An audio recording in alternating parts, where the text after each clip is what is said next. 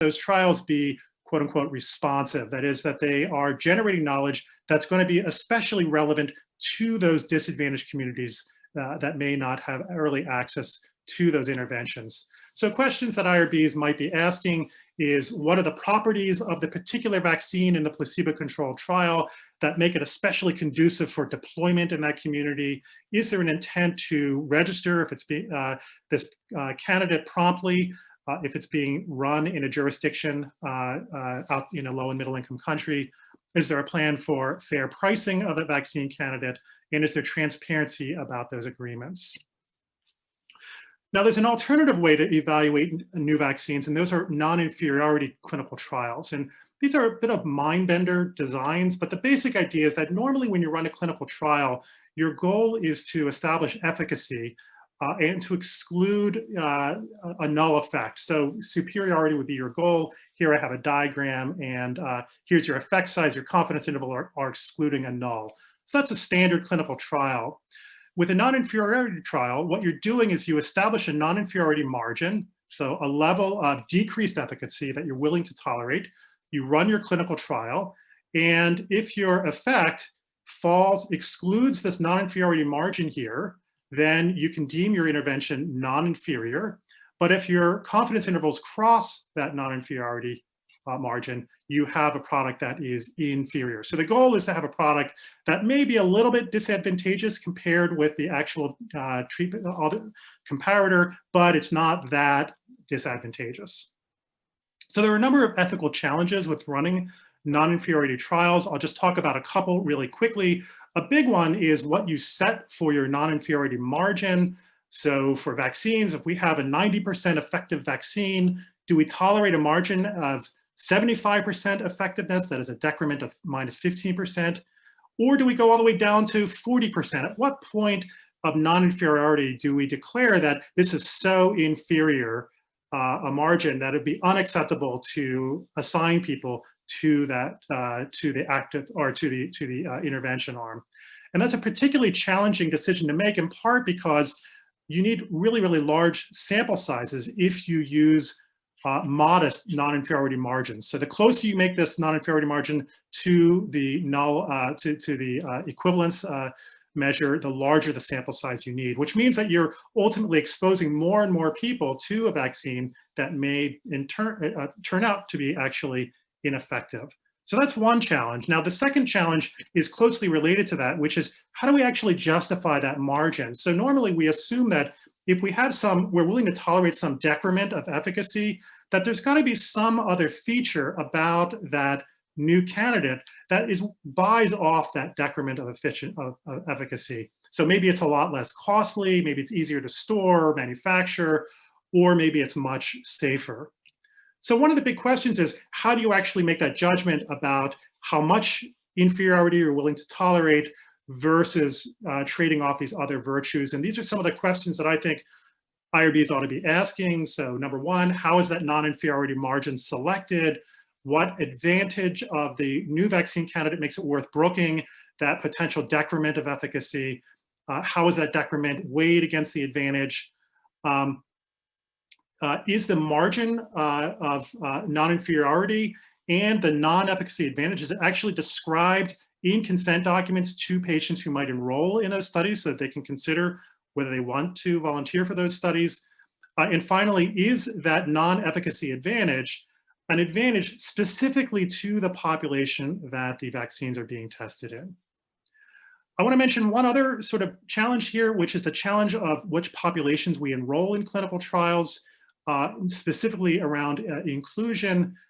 We know in the United States, at least, that case rates and death rates are about 2 times, if not higher than that, higher among African Americans than they are among Caucasian Americans. And yet, many of the early treatment trials that have announced results have had underrepresentation of African Americans. So for example, the remdesivir, two of these studies are from New England Journal of Medicine. The remdesivir study had about 12% of its population that was African American. For bamlanivimab, which is the monoclonal antibody from Eli Lilly, only about 6% or so of the population was African American.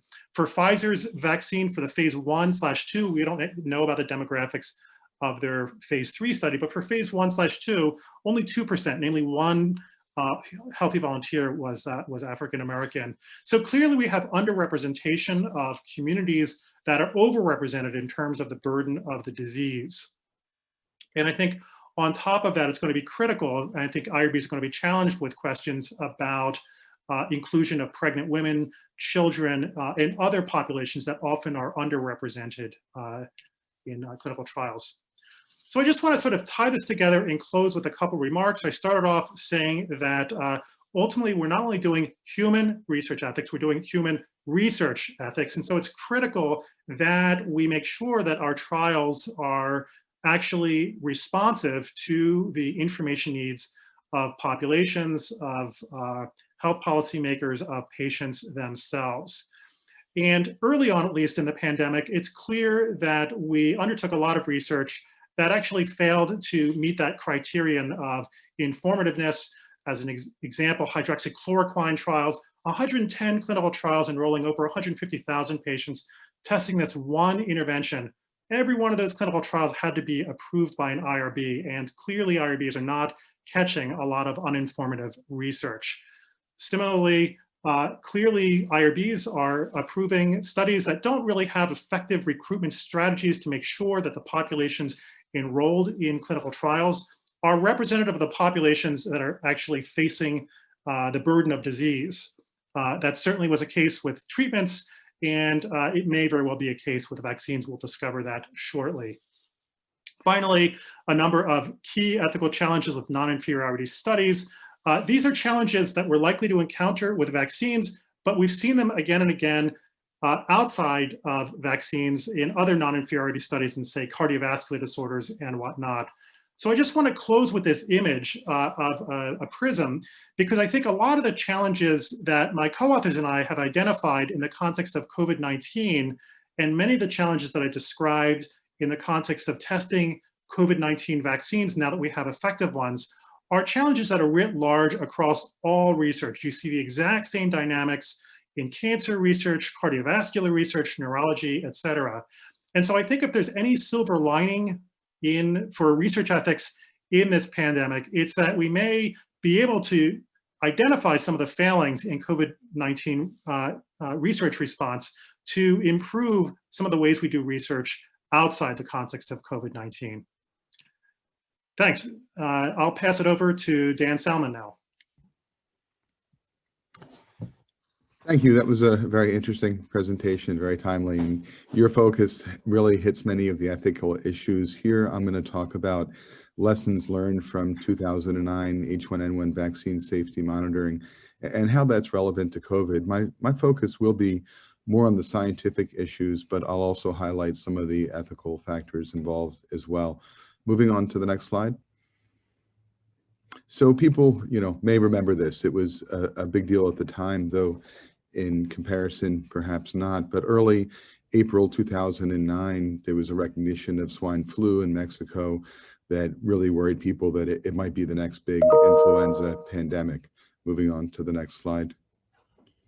And shortly thereafter, the ACIP gave recommendations for prioritization of who should get a vaccine first, which I guess is what we saw yesterday with ACIP around COVID vaccines. Moving on to the next slide. And we had a new president, and President Obama publicly got his vaccine. His presidency had a real focus on healthcare reform, and one of the first big challenges he faced was H1N1. And he understood very well that if we didn't handle this vaccine program well, that it could not only be a problem for H1N1, but also impact his ability for healthcare reform. Moving on to the next slide. And this picture was reminiscent of President Ford getting a flu vaccine in 1976, and the new administration was very aware of what had happened then. Next slide.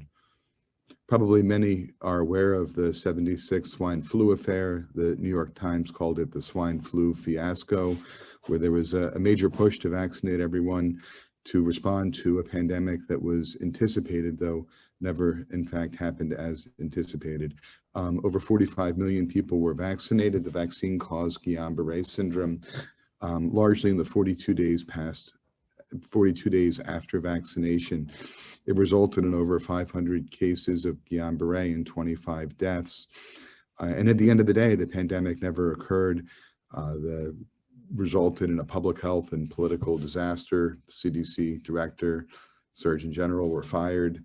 Some people say this is why Ford didn't get reelected, though there were probably a lot of reasons why he didn't get reelected. At the end of the day, the Institute of Medicine accepted that, in fact, this vaccine did cause Guillain-Barré syndrome. So it was really in this setting which we launched this vaccine program, knowing what had happened, roughly 30 years earlier. Next slide. So what was needed? Well, you have to identify adverse events following immunization that are caused by the vaccine, and Guillain-Barré is the obvious example, but you also need to be able to look at spurious associations, because bad things happen every day. And if you vaccinate a lot of people in a short amount of time, you will just by coincidence have many, many spurious associations. If you think about it, if we vaccinate 10 million people over 65 today, we're going to have a large number of heart attacks and strokes and many other bad health outcomes simply by chance alone. And what's needed in vaccine safety monitoring is the ability to quickly and rapidly and with credibility distinguish between real adverse reactions and spurious associations. Next slide. So this slide's a bit complicated, but bear with me. And my slides are available online, so you can go back to this. But this really shows the limitations of clinical trials in terms of sample size and what's needed to detect rare adverse events, and then what is the impact if you miss them. And this really speaks to why the safety standards for vaccines are much higher than, say, for drugs, because we're vaccinating large proportions of the population in order to prevent something that hasn't yet happened. So in the first column, we see rates, and this would be the rate, background rate in the population, and then how much of an increased risk you're looking to find in a clinical trial. And the next column is the size of the trial that you would need to detect that. And then lastly, the number of people potentially affected. And this presumes that everyone in the country gets the vaccine, and the risk is after, say, just the first dose. So for the first example, if you were looking at an adverse health outcome that happened at 0.1% or 1 in 1,000, and you wanted to detect a doubling of that risk, that would take a clinical trial at 50,000 people, which is in fact larger than what we're seeing for COVID vaccines. And if you miss that, it would potentially affect 328,000 people in the US. And in fact, if it were a risk after 2 doses, either dose, it would be twice that. So moving to the next slide. So, part of the story here, and it I think comes from, or the approach we took was that with crisis comes opportunity. And I just shared this conversation between Martin Luther King and President Johnson, where Dr. King says, we really need this Voting Rights Act and we need your help. And the president responds that, I want to do it, make me do it. And I think in some ways this tells the story of H1N1 safety monitoring. Next slide. So we went to our National Vaccine Advisory Committee. This is a federal advisory committee that gives policy recommendations to the Assistant Secretary for Health. And they made 5 recommendations, and they're listed here. And I'll go through them very briefly. I know I only have a few minutes, but first, to assemble the background rates of these adverse events that we can anticipate, to develop and disseminate a federal plan for vaccine safety monitoring, to enhance active surveillance, especially to distinguish between real versus coincidental adverse reactions, to have a transparent and independent review of all the safety data as it accumulates, and then lastly, to develop and test organized responses to public concerns about vaccine safety. Next slide. So this was a paper we published in The Lancet, and we took different health outcomes from Guillain-Barré to spontaneous abortion, measured in different populations in different ways. And we put this out there. We published it to the scientific community and said, this is what we can expect to see. So when we see these things after vaccination, don't be surprised. Next slide. We also put out federal plans for how we would monitor safety, so we were very transparent. We shared this with clinicians and health departments and globally. Next slide. And then we really spent a lot of time preparing the media. We held tabletop exercises with leadership from HHS, including the CDC director and the Assistant Secretary for Preparedness and Response. And we walked through different scenarios and we let them ask us questions. And then we responded and we got to see how they would respond. And among other things, this helped us prepare the media for what was to come. Next slide. And again, as I mentioned, with crisis brings opportunity. And I really liked how Jonathan pointed out that what we learned with COVID can help ethical review for other studies. And we really had this in mind. In particular, we wanted to improve active safety monitoring. We wanted to understand the relationship between flu vaccine and Guillain-Barré, and to create independent assessment of vaccine safety, which was one of the lessons from the 1976 swine flu affair. Next slide. So one of the things we did was we developed a new system called PRISM, and I'm going to go through this really quickly, but again, my slides are available. Next slide. And what this did was it brought a bunch of partners together, state immunization registries and health plans, the registries to know who got vaccinated, the health plans for outcomes data. It was a collaboration with Harvard Pilgrim and the Americans Health Insurance Plans. Next slide. And we chose states based on their capacity of immunization registries to timely capture H1N1 vaccination, as well as their experience linking with health plans, putting about 14 million people in registries and health plans. Next slide. The health plans we selected are listed here, and they put about 26 million people under active surveillance for safety monitoring. Next slide. And, I share this as the list of collaborators. This was a project that was put together in literally 30 days. And this really speaks to the broad collaboration that was possible in the time of crisis with really strong support from HHS leadership. And I should just mention that while we did active surveillance and looked at safety among, in this case, almost 40 million people, this was considered to be public health practice by OHPR. And was not reviewed by IRBs because this was not about gaining new information and knowledge. This was about evaluating the safety of a product that was being used broadly. Next slide.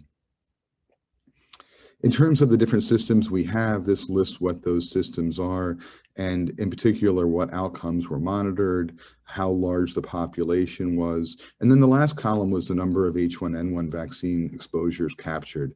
And that's really what drives power. Next slide. I've highlighted the systems that were used for active surveillance to distinguish between coincidental and real safety issues. And just looking at what we found at the end of the day, we see that the CMS for Medicare, which is persons over 65, really contributed, as did PRISM and the other systems. So we had regular safety data on a very large number of people. Next slide. And this may look like all these different groups of acronym city in the government, but in fact, it really was very well coordinated throughout the federal government, HHS, as well as other agencies. Next slide. Another recommendation of the Npac was to create independent vaccine safety assessment. And the key here was that safety assessment, the risk assessment, was independent of the risk management, which also makes recommendations on vaccine usage based on vaccine effectiveness and burden of disease. So the idea here was to have a committee whose only responsibility was to assess the safety of the vaccine. Next slide. And this was the Npac H1N1 Vaccine Safety Risk Assessment Working Group. Next slide. And their charge was to conduct independent rapid reviews of all available data on H1N1 influenza vaccines. Next slide.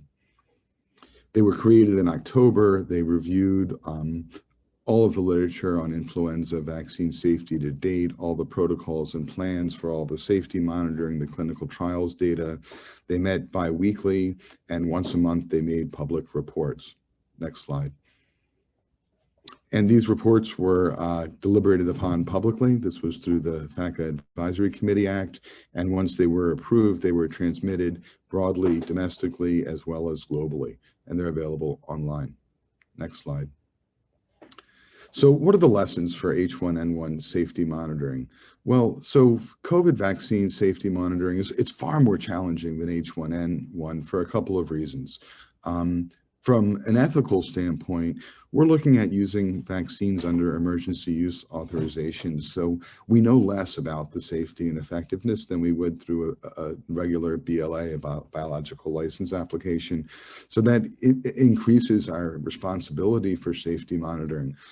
At the same time, the potential for real adverse reactions is greater. We knew a lot about flu vaccine safety. We had decades of experience. They weren't novel vaccines. It was a strain change. And here we're developing novel vaccines using novel technologies for a disease we've never had a vaccine available for before. And the potential for a coincidental event to derail the program is far higher, as we're in a world of alternative facts and medical conspiracies and information and misinformation. I think the risk here is far greater. It was an all hands on deck federal response, and we had a ton of active surveillance to separate coincidence from causal. And this is a challenge right now. The system I described to you, PRISM, is fully available, capable, and wants to work on COVID vaccine safety, but it's not being utilized. So our risk here is more challenging. And for H1N1, we had clear leadership. We knew who was in charge. And for COVID vaccine safety monitoring, it seems to be bilateral relationships between agencies, and it's not clear who's leading that effort. And then lastly, credibility. We were very careful to make sure that the safety assessment was done independent of the risk management. And there were those that wanted it done by ACIP, and at the highest levels of HHS, it was decided that wouldn't happen. And in this case, there is safety review being done. The 2009 H1N1 is being used as an example, but in fact, it's being done by ACIP, the same committee which is reviewing the vaccine and making recommendations for usage. And this may be problematic, if nothing else, for optical reasons. If we imagine shortly that there'll be a recommendation to get the vaccine, and then if there's a safety issue that arises, it'll be the same group that evaluates the safety as made the recommendation. So let me end there, and I'm happy to turn things over to Oscar.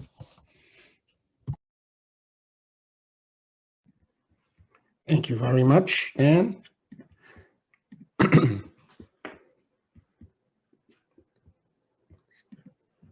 Okay. So thank you again for the opportunity to present in this particular panel and session, especially as we talk about the ethical and scientific challenges that are faced around these trials. But if I want to put things into context, I represent the National Association of County City Health Officials, which are the 3,000 local health departments across the country who are really on the front line of the defense and in navigating both the science and the applied aspect of getting results from the ground and trying to monitor and for lack of a better word, put the proverbial finger in the holes that are falling apart as we try to save our dam. Now, with the context, however, of thinking of the community engagement and specifically around the history and the ethics around vaccines and the public interests, we recognize that we've had a very stellar history of disenfranchisement, medical apartheid, and historical abuses. Oftentimes when we're having these conversations and you engage with the communities with respect to uptake and understanding and trying to address why are they expressing some concerns, you hear several things.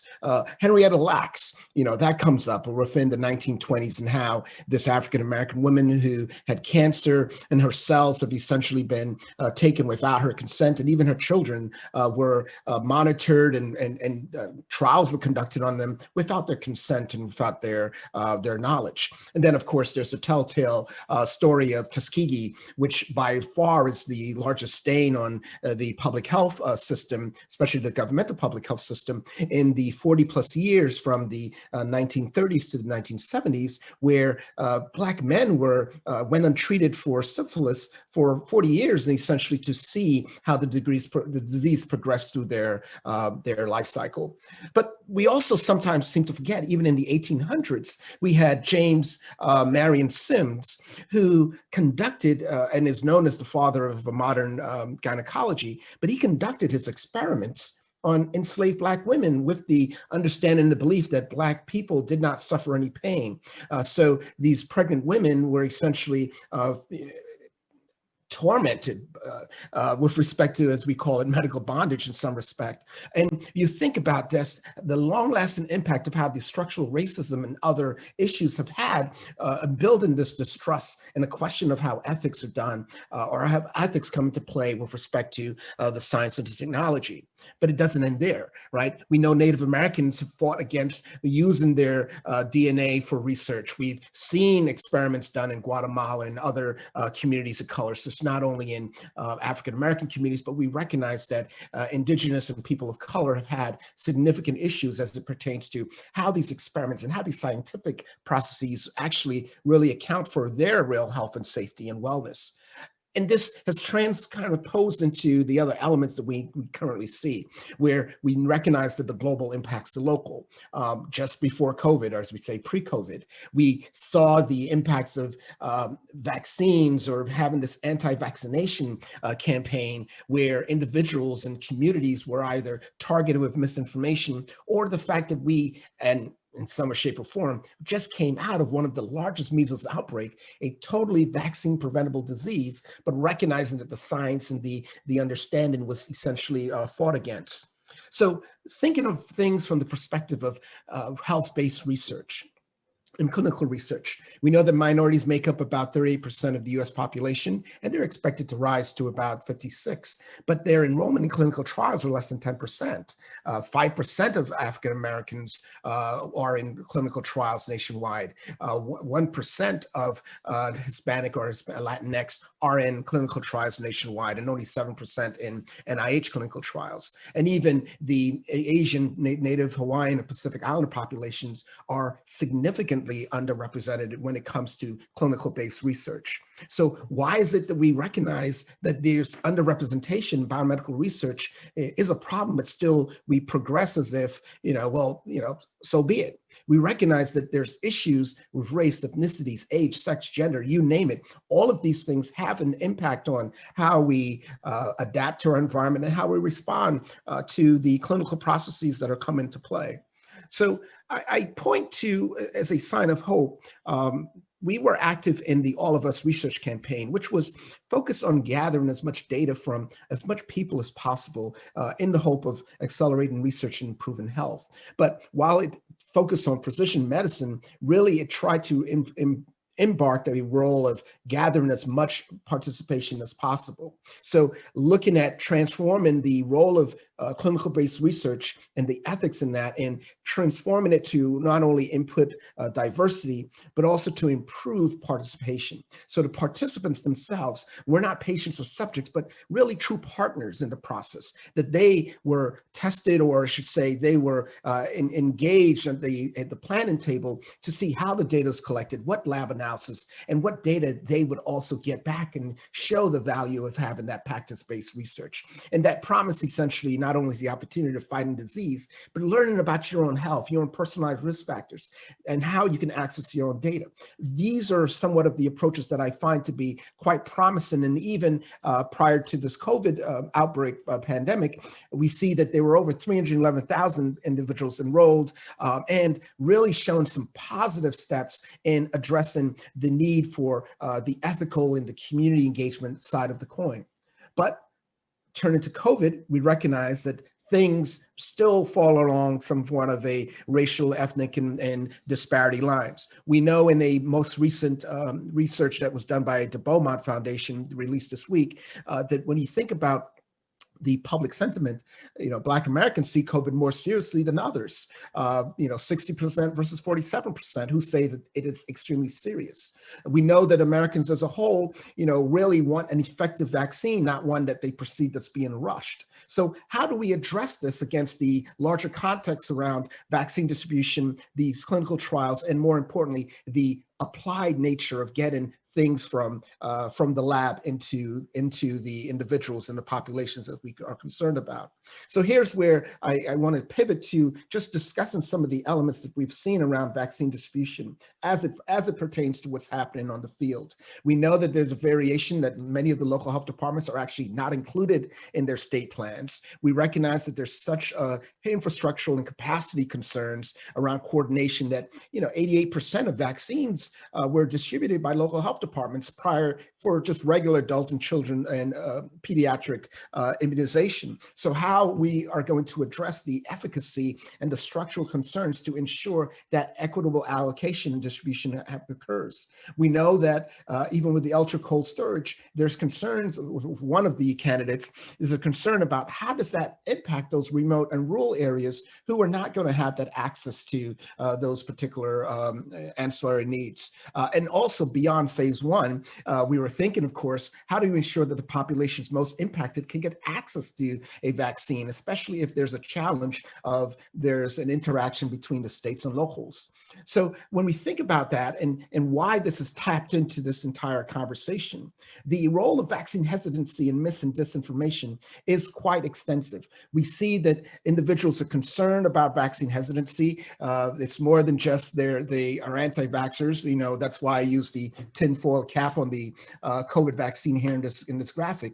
But when you have communities of color who are at risk and they distrust the healthcare because of history, this is going to be a challenge. And the misinformation and disinformation are going to have a significant impact and continue on the messages that are needed now. So we talk about the role of clear, consistent communication. And if I can just, as my former colleague just mentioned in the former presentation, when you look at the lessons from the recent past, H1N1 led to decisions that were either the states or the locals, or there was a joint decision for how distribution happened, and usually based on population.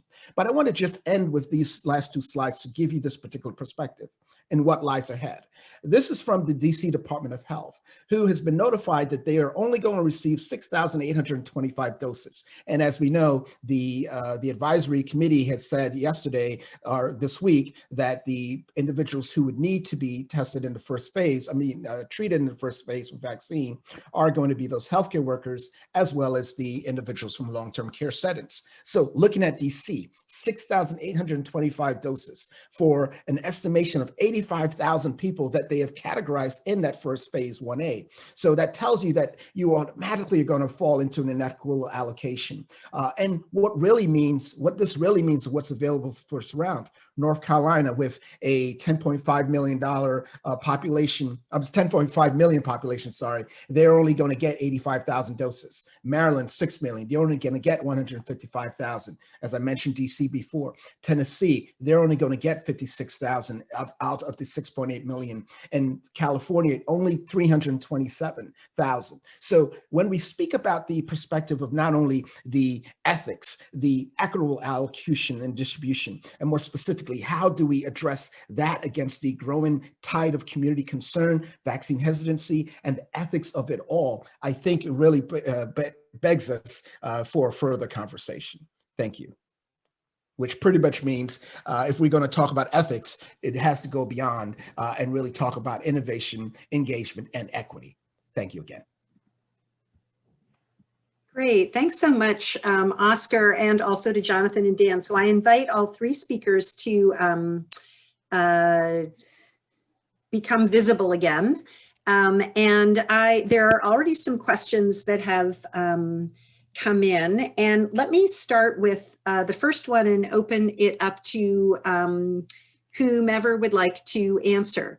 So the first question I'd like to ask is, are there any special duties to those who have been in the placebo group in trials? And let's think about sort of real-time now where, or let's say real time, a week or two from now, let's assume the FDA gives an emergency use authorization, the trials are continuing. So I don't know who wants to take that. Yeah, Jonathan, go ahead. Thanks. Yeah, I'll start with that. I mean, this is something I've puzzled about. I'm not going to be able to give you an answer. I can just tell you what I'm ruminating over right now. So, I mean, in my view, I'm not sure they are sufficiently fleshed out or explained in our standard research ethics policies and the common rule and CIOMs and whatnot. But let me say two things. First of all, in many areas of research where you have a life-threatening disease, if you were to have an effect size as spectacular as what you've seen in the Pfizer trial, for example, you would immediately have one-way crossover whereby patients are reconsented after the primary endpoint has been collected, and they're given, patients in the comparator arm are given the option of crossing over. My understanding is that that is not happening with these vaccine trials. That is not routine in vaccine trials. It's not obvious to me why patients are not allowed or volunteers are not allowed to cross over. I get that there is a desire to continue to keep patients blinded. I'm not sure even whether they're being reconsented, but I understand that there's a desire to keep patients masked about their allocation and to continue following patients in each arm, because that allows us to get really good signal on the duration of protection as well as the safety. So there is a scientific rationale for that. But I would argue that these volunteers have, rolled up their sleeve for the sake of society. And they've been willing to volunteer to take a vaccine that could have, in fact, turned out to be risky. And that we as a society and the sponsors in particular, who are, after all, going to be making a lot of money from these trials, have obligations of reciprocity to at least explain to those patients once the primary endpoint has been collected which arm they were allocated to, and to allow them to cross over. So this is something that I'm a little bit puzzled that there hasn't been more discussion about this. Let me push on that a little bit. This part's coming from me. How relevant is it to you, or again, someone else can chime in, whether the participants are members of the groups that the country or that state has prioritized, right? So as Oscar said, it looks like the initial guidance coming out of the CDC is for not all healthcare workers, but healthcare workers with direct COVID responsibilities and contact, and people who are either residents of or employees of long-term care facilities. Obviously, a lot of participants do not fall into either of those groups. So am I hearing you correctly that there should be some privileging of placebo participants to be in tier 1, even if they don't otherwise meet the criteria of tier 1, or not? I just wanted to push a little bit on that balance. Yeah, I don't know the answer to the question. I mean, it's a good, I think there sort of are two sets of issues that we're kind of struggling with here. One of them is the notion of reciprocity. So no matter who you are, if you volunteered in a study, the sponsor has some obligation or owes you something for your undertaking that risk. Then there's the other question about how you assign priorities in terms of maximizing impact given the scarcities and how those two interact. To be transparent, I haven't necessarily thought that through or worked that out. I have nothing further to say right now on that. Okay, great. Dan or Oscar, do you want to chime in on that, or? I can speak to the scientific value of keeping them as controls, but I think, the ethical issues you raise aren't my place to really comment on. I don't think that there's any question that they've provided a great benefit to the country in participating in the trials. Yeah. So here's go ahead, Oscar. Go ahead. No, I was just going to say it is a difficult question because for me, it's the nuts and bolts, what is available and how can we get into those who actually need it, especially if they, yes, they participated, but are they in that high risk group or that first tier group? It all depends on what's available and what can be allocated. Right. And I will chime in just from discussions that I'm sure all of us are getting some of the same questions outside of this panel as are coming up.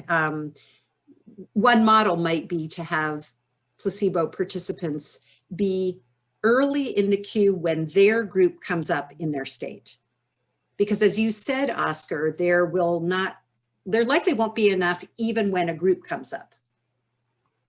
And so there is allocation within allocation within allocation. So let me ask a question that is somewhat related, which is, Jonathan, you had spoken about sort of what's going to be a near future stage of research where IRBs will need to navigate, which will be for non-inferiority trials, right? Once there is a sense that some of these trials with early results have safe and efficacious vaccines, there will first be a question about, as you said, whether future trials with other vaccines can continue to use placebos, and then when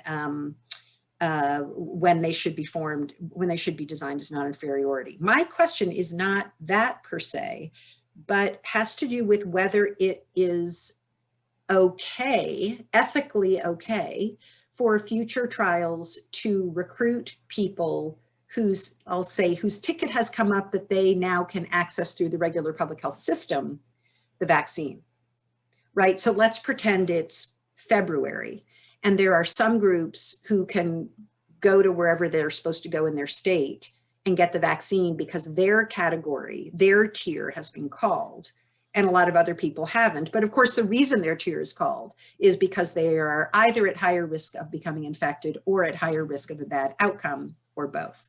So the question is, should those people, should IRBs allow trials to invite those people into future trials? Let's maybe even say placebo-controlled future trials. Let's not get to the non-inferiority. Should they be allowed to enroll people in placebo-controlled trials when those same people are on a list that they could go to their hospital public health department and get the vaccine? Sure, yeah, it's a great question. So let me try to evade it the best I can. So, basically what you're asking is, would it be consistent with clinical equipoise for to have inclusion criteria that would allow patients to receive a placebo who are otherwise indicated for and potentially can access a proven effective therapy? And I guess, the answer to that question, I'll punt that over to the doctors in a way. That's the great thing about clinical equipoise. Part of why I love the concept is that it gets us ethicists off the hook, and we can go to medicine and say, you guys figure this out.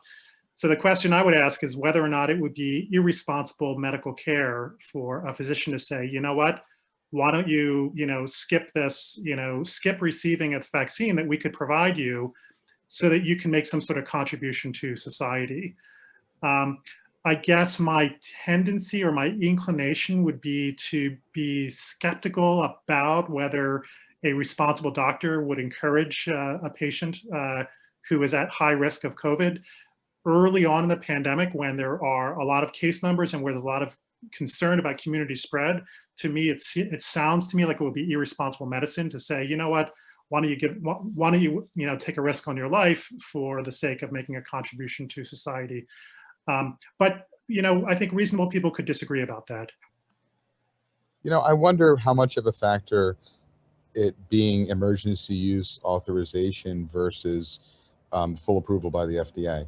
I mean, it seems to me once the vaccine is fully approved, there's an ACIP recommendation, it's a standard of care, it becomes exceedingly difficult to withhold that, especially presuming the effectiveness of the vaccine is 90+% and there's no big safety issues.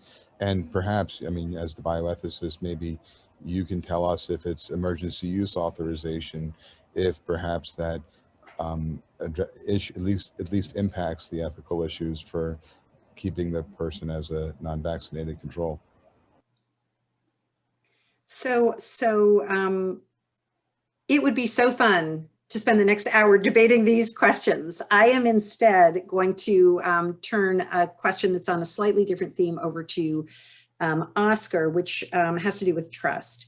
So you spoke a lot about trust and the history of very untrustworthy activities, both in medical research and in medical care.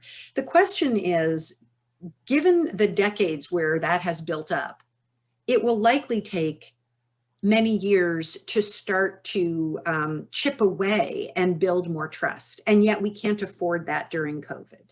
And so what are strategies that might be helpful to demonstrate trustworthiness when there is a hope for vaccine rollout? Yeah, thank you for that question. It's one of the areas that we've been trying to combat and figure out and put all of our collective minds together, especially with the erosion that we see in the public health, in the trust in the public health system, which, as you know, has been very front and center. We ourselves, we've had local health department officials receive death threats. 90 plus of them have had to retire or quit or even be fired as a result of this issue. Yet at the same token, we're hearing that the community still trusts their local, officials versus that of the politicians, et cetera. So how do you balance that? And I even captured that your question in one of the areas that we found very fascinating and somewhat frustrating when the recommendation was that we need to improve community-based testing, just testing, not vaccinating, and the need for folks to hit their nasopharyngeal swabs, et cetera. We were seeing individuals, community residents saying, oh, it's like Tuskegee, don't go get tested. And for the mind, you're like, how do you make something where individuals were not treated for a known disease versus being tested to see if you have the disease, knowing that you essentially and the communities of color are at an increased risk? We are in significant trouble if we are not able to figure out how to cut over the hurdles of how people are getting information, identifying their sources of trusted elements, and getting those individuals as ambassadors.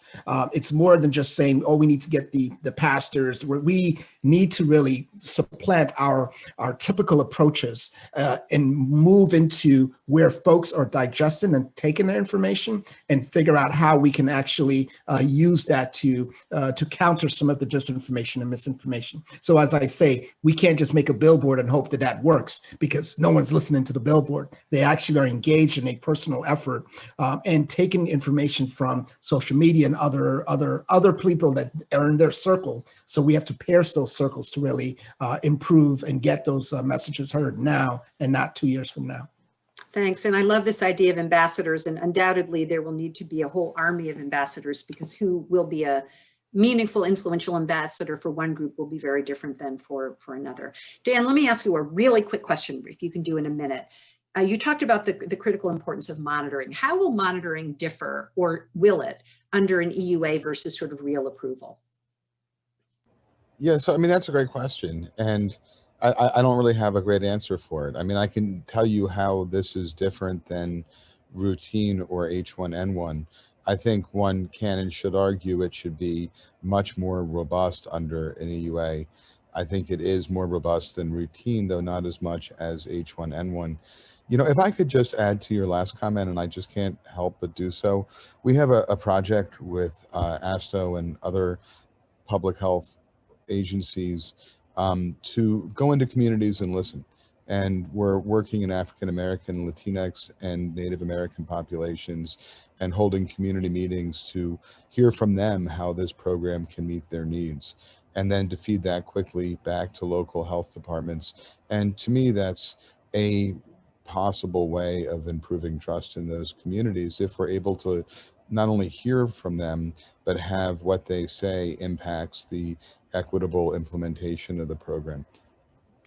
That's great. Thanks. And actually another question came in that probably is, well, I think maybe it's best answered by you, Dan, but let's see, and others certainly can chime in, which is, I'm going to frame it essentially as the pros and cons of having an emergency use authorization.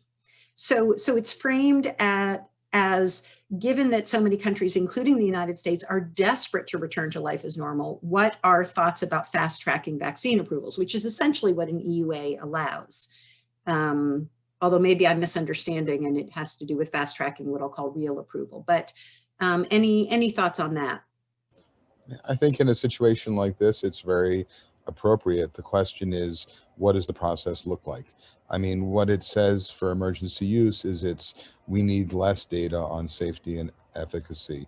And what less means isn't predefined by law or by precedents. We've never had an EUA vaccine for general use. There was for anthrax. So I think that it's appropriate to consider the pandemic and the tremendous need for a vaccine. But we also have to balance that with having enough information to expose large proportions of the population to a vaccine. So I think that if the question is it appropriate? The answer is potentially, but it really depends on what it looks like. Yeah, maybe I'll just say really quickly. I doubt I'm basically just reinforcing, but I think early in the pandemic there were a number of EUA decisions that really frustrated the process of collecting systematic information about the safety and efficacy of interventions. We saw this. It was kind of stunning how the lessons of FDA didn't seem to be learned. So we saw this certainly with convalescent plasma and hydroxychloroquine. So, one of the key things that I think it's always important for people to remember is that regulatory approval creates really, really powerful incentives for and efficiencies in terms of maximizing the information gained per patient exposure to a new intervention. And so it's helpful to think about regulatory approval, not so much from the standpoint of public health, but from the standpoint of making sure that when we deploy interventions that are unproven and that are potentially expensive, that those decisions for deployment are backed by high quality evidence. So I think, what is a little bit reassuring for me in the context of vaccines is it sounds like we're not talking about a decrement of evidence right now from what I gather. In other words, the primary endpoints for those vaccine trials have actually been reached. So we're not talking about deployment before there's been at least, a major phase 3 clinical trial completed. That wasn't the case with, obviously, with convalescent plasma and hydroxychloroquine. So if I can add to that, I think it's that quintessential question of does the end justify the means, and how we get through the woods to get there. Perfect example you just raised on therapeutics, and not only just focus on vaccines, but I'm going to bring that the question back even to the role of testing. We recognize that there are these tests to even detect COVID, and yes, in the risk to take to say let's go through an EUA to get test out, it worked in some, but it also was horrible for others. The market was flooded with all of these poor, or as we would actually say, crappy tests, and individuals are getting false negatives, false positives, and it totally run amok and cause a distrust in the testing methodology. Whereas we recognize that there are some high points in testing, which goes to the same kind of construct from Jonathan and Dan's comments that, while yes, there is an effort to make these risks and these gambles for the sake of addressing the immediate emergent needs, we have to be very clear and careful that in doing so, we're not flooding the market or not flooding ourselves with things that can be more injurious than they are helpful. Great, thanks. So here's a question that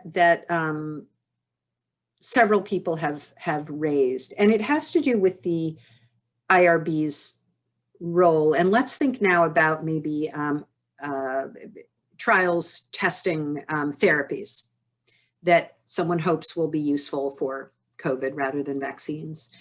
The question is whether IRBs are under pressure to approve such trials or to approve them more quickly because of their potential benefit. And yet, obviously, we all know potential benefit, and there's also risk of harm or risk of distraction on something that isn't the right path. So that's sort of question one, and we can start with that. There's then a related question that we can get to in a minute, which has to do with how might we, let's even say the United States, have a better system to know about duplications of trials. So some trials are purposely going on in multiple places, but in a lot of places, I certainly know at my institution, Johns Hopkins, there are smart individual entrepreneurial investigators who are coming up with something, designing a trial, and for all we know, something similar is happening elsewhere. So let's start with the first one, which is, might IRBs be under pressure to review and approve therapeutic research quickly, and what are some of the right next steps there? I mean, I can jump in about this really quickly. So, I think the people who are participating here probably have a better sense of whether IRBs are under pressure or not. But what I will say is that, having served on IRBs and, having sort of watched the process, it seems like IRBs are constantly under pressure to render decisions that are not necessarily well thought through decisions from the standpoint of research ethics. In my own work, I do a lot of work on early phase clinical trials, consent documents. They look at the language on benefits. It's really straightforward for a cancer trial, how to describe the very low prospect of benefit in a phase 1 trial. And yet IRBs approve again and again and again these evasive, descriptions of benefits. So, I think that there certainly is, IRBs are pressure. They're probably lower on the food chain in terms of the various factors and forces that are driving research forward. And it can be really, really challenging, even if with good governance structures, for IRBs to, muster, the energy and moxie, to push back on clinical trials. I'll say really quickly a couple things about the duplication. I think it's a great question. We have clinicaltrials.gov right now, which can, you can do a quick search to see whether there are active trials, in an area. And I think, it behooves any IRB to at least do a quick search on clinicaltrials.gov as well as on PubMed to see, whether the clinical trial that's being proposed is filling a niche that has not already been populated by other studies. Now, that doesn't necessarily tell us about other studies that are being planned and that might be activated at the same time. I think it's really important for researchers to be well networked and in communication with each other and to tackle these problems as communities, as opposed to as, solo entrepreneurs. I'll just say one last thing. One thing that is a little bit reassuring is that we have unpublished work, hopefully published within 6 months or so from now, that suggests that investigator brochures and protocols actually do a not bad job of surveying the landscape of active clinical trials on clinicaltrials.gov when they describe the rationale. So I would say IRB members, so far from our data at least, it looks like you can sort of trust the information that's in these trial protocols, and probably worth looking through those data really carefully.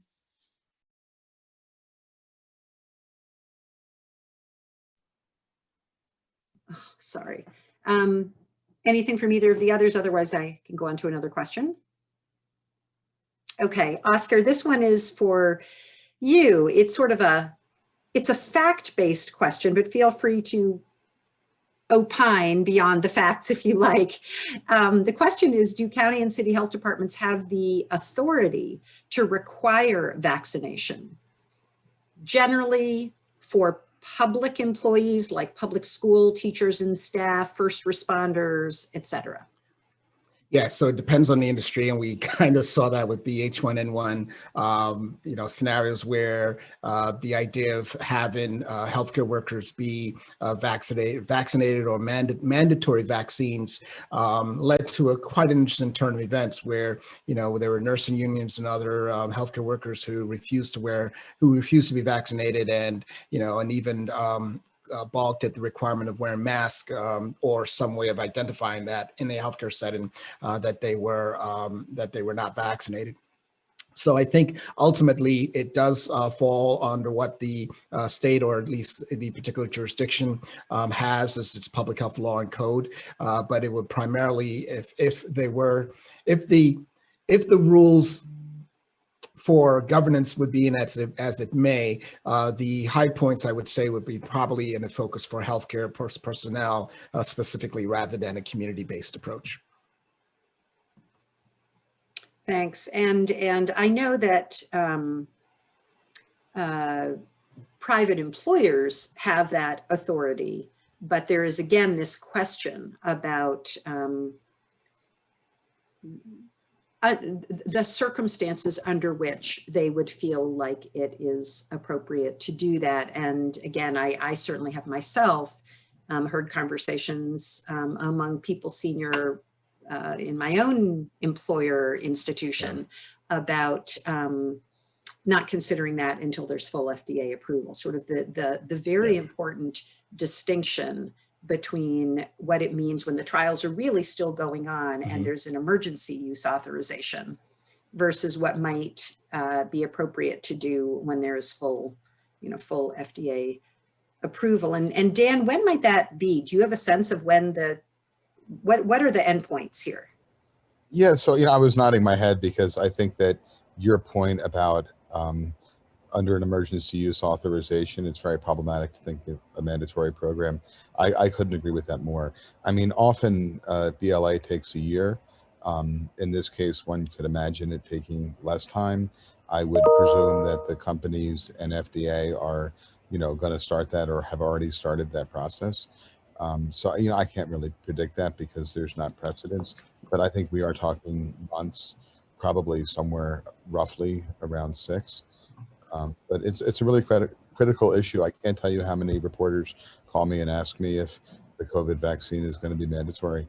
And I think we have to be very careful in that regard, especially for the general public, because making a vaccine mandatory can really create backlash and even undermine a vaccine program. HPV is a great example of that, And if I could add, the transition in of itself also adds a layer of complexity because I think if out of anything, COVID has shown us how several of our plans, as Dan has mentioned in his presentation, were thrown out the door. So what is normal for us is actually questionable as to what's going to happen in the months to come, whether the administration is incoming or just the processes that are being developed are totally upended. It's really going to be interesting to see. We would like it to be some degree of normalization, but we recognize that COVID has really put us in a different landscape than what we've had in the past. Yeah, and obviously the supply constraints right now make mandatory hard to consider, although obviously one could imagine a particular COVID unit of a hospital going through an internal debate about how they want to handle it. I will say, all of us in ethics and public health rollout know that in the end, there are tough questions that emerge even beyond mandatory and voluntary, which is framing. And I will say, I was part of a conversation with someone who said, should we use the word encourage or not? Like, we all get it, that there's a difference between saying this is now available to you and we encourage you to get it. Okay, so I think we'll leave with that. And there's access, I'm sorry, and there's access issues with that as well, Nancy, just quickly. Even as we say, from a hospitalist perspective, there are individuals who don't have insurance. How do we make sure that they get it? How do we address the immigrant and the undocumented populations? These are things that are, from a practical standpoint, are still going to be salient to answering those questions. And it points to some significant disparities that I anticipate will continue. Absolutely. Absolutely. Yeah. All right. I want to thank all 3 speakers. This is amazing. I wish we had another hour to keep talking, and I'll turn it back to you, Elisa. Thank you, Nancy. Yes, thanks to Nancy, Oscar, Jonathan, and Danielle for a fantastic session. Thanks to all of you on the line for your great questions. We just like to do a reminder at the end of every session that conference evaluations are going to be sent at the end of every week of the conference. And once you've completed your evaluation, you'll be able to access your certificate of attendance. And for those looking for session recordings, either for yourselves or others who missed this session live, they'll be available within 5 days of this airing. So thanks again all, and you can now sign out. Thanks.